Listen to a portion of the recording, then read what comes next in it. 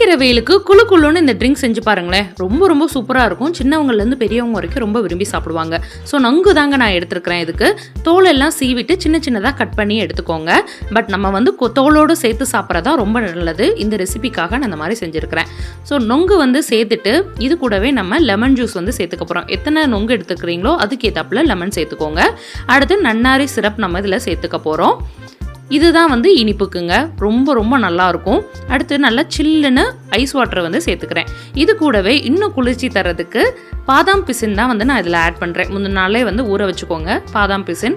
அடுத்தது சப்ஜா விதைகள். இது ரெண்டையும் ஆட் பண்ணிவிட்டு நல்ல ஒரு கரண்டியை போட்டு மிக்ஸ் பண்ணிவிட்டு அப்படியே ஃப்ரெஷ்ஷாக கொடுங்க.